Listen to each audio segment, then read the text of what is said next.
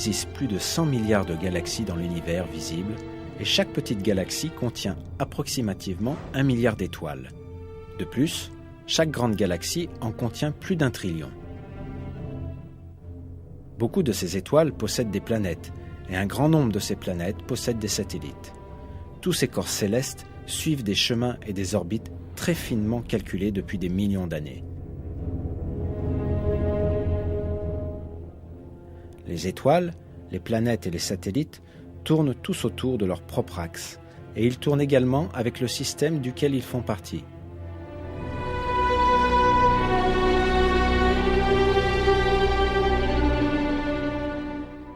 L'univers fonctionne suivant un ordre, tout comme les rouages d'une machine.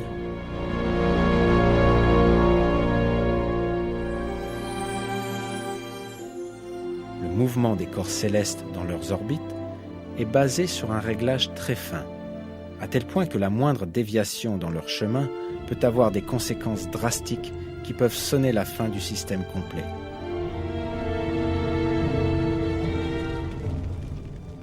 Par exemple, les conséquences d'une déviation de la course de la Terre de simplement 3 mm ont été décrites ainsi.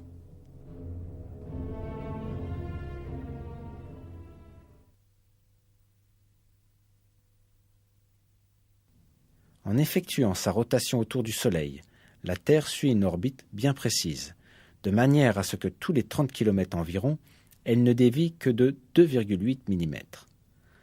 L'orbite que suit la Terre ne change jamais, car même une déviation de 3 mm seulement provoquerait des désastres.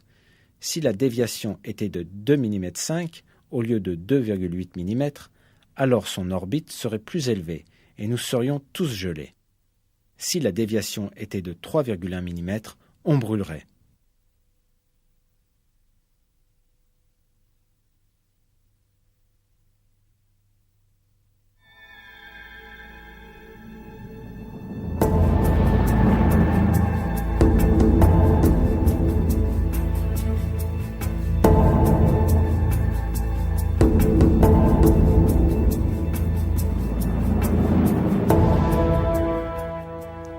Ces faits ont été découverts que grâce à des recherches en astronomie au XXe siècle.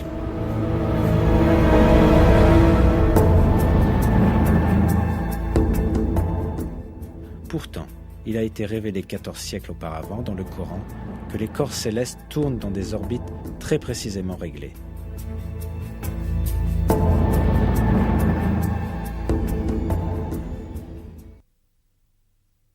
Par le ciel aux voies parfaitement tracées. Dans un autre verset, nous apprenons ce qui suit. Et c'est lui qui a créé la nuit et le jour, le soleil et la lune, chacun voguant dans une orbite.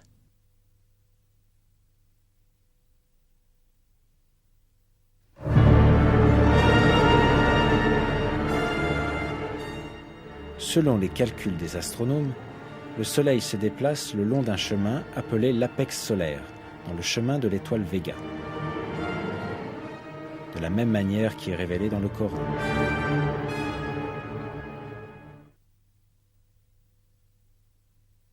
Et le Soleil court vers un gîte qui lui est assigné.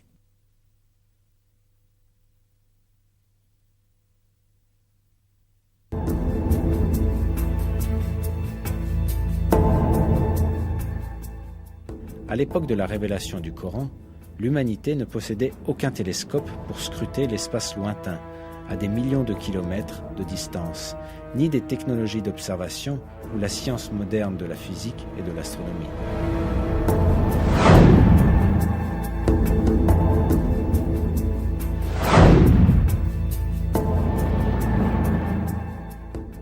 Par conséquent, il était impossible à cette époque de déterminer scientifiquement que l'espace était équipé de voies parfaitement tracées.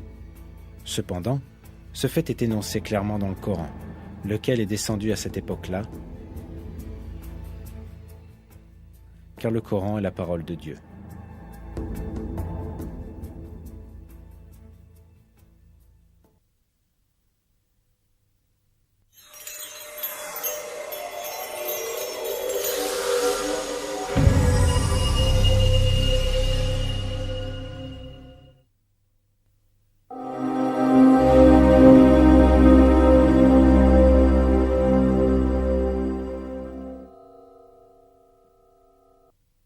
par le ciel doté de retours.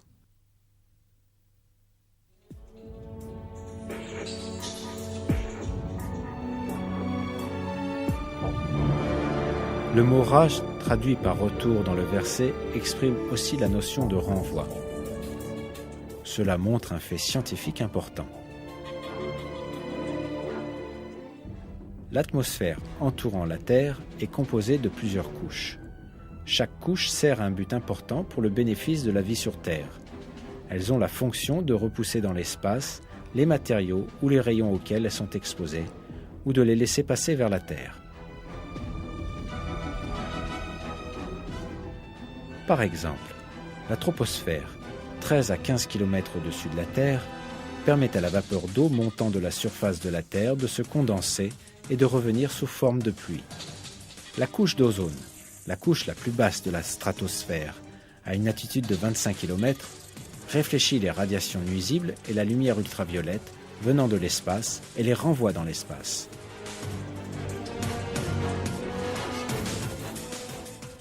L'ionosphère réfléchit les ondes radio émises depuis la Terre vers d'autres parties du globe comme un satellite de communication passif.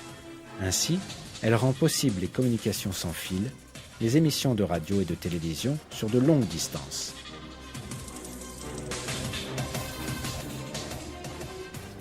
La couche de la magnétosphère renvoie vers l'espace les particules radioactives nuisibles émises par le Soleil et les autres étoiles avant qu'elles n'atteignent la Terre.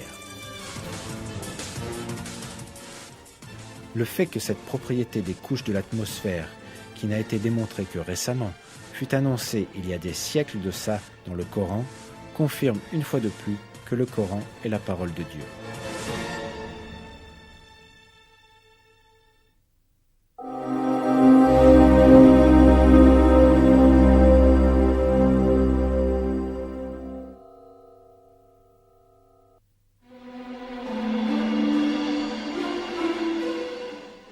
Les nuages peuvent donner l'impression, à première vue, que ce sont simplement de grands corps de vapeur flottant dans l'air, mais leur poids peut atteindre des chiffres très étonnants.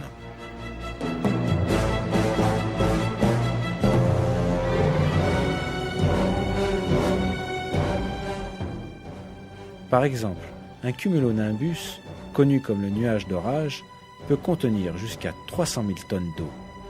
Le fait qu'une masse de 300 000 tonnes d'eau puisse rester en l'air est proprement stupéfiant. L'attention est portée sur le poids des nuages dans le Coran.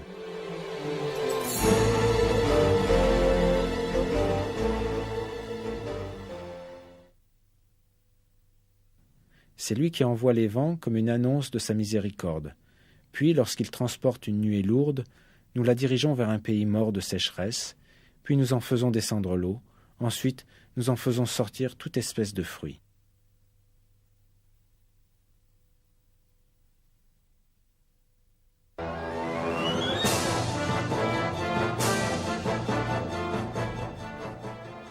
À l'époque où le Coran fut révélé, il était bien sûr impossible d'avoir la moindre information sur le poids des nuages. Cette information, révélée dans le Coran, mais découverte que récemment, est une autre preuve que le Coran est la parole de Dieu.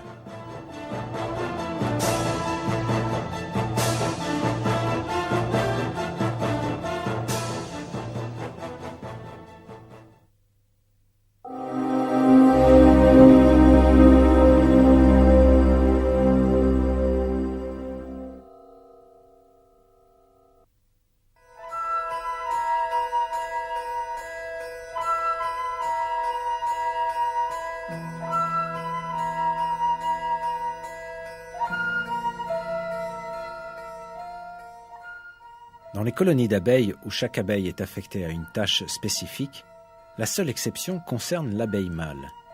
Les mâles ne contribuent pas au nettoyage de la ruche, à la collecte de nourriture ou à la fabrication des rayons et du miel. La seule fonction des abeilles mâles dans la ruche est d'inséminer la reine. Les mâles ne possèdent pratiquement aucune des caractéristiques que possèdent les autres abeilles. Les abeilles ouvrières ont la responsabilité de toute la colonie. Elles ont plusieurs tâches: nettoyer la ruche, s'occuper des larves et des jeunes, nourrir les autres abeilles, rassembler des provisions comme le nectar, le pollen, l'eau et la résine, et les stocker dans la ruche. Bien que ce soient des femelles comme la reine, leurs ovaires ne sont pas matures. Cela les rend stériles. Les caractéristiques de ces créatures sont décrites dans la sourate An-Nahl du Coran, qui signifie l'abeille.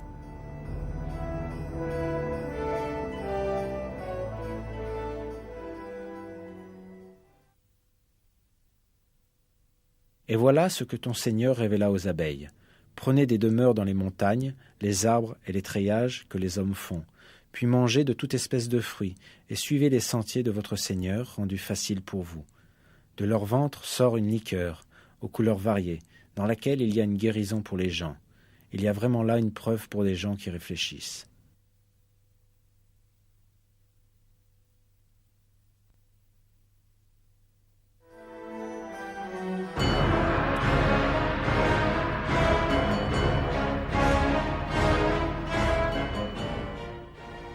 Ce verset contient un secret important qui ne peut être compris que grâce à la grammaire arabe. En arabe, il existe deux usages différents pour les verbes. En fonction de l'usage, il est possible de déterminer si le sujet est une femelle ou un mâle. En fait, les verbes utilisés pour les abeilles dans le verset sont utilisés avec le format des verbes au féminin. À travers cela, le Coran indique que les abeilles qui œuvrent à la construction du miel sont les femelles. On ne doit pas oublier que le sexe des insectes ne peut se révéler que par les observations biologiques modernes. Le fait que les ouvriers sont tous des femelles n'a été établi qu'à notre époque. Pourtant, Dieu montre un autre miracle du Coran en attirant notre attention sur ce fait dans les versets.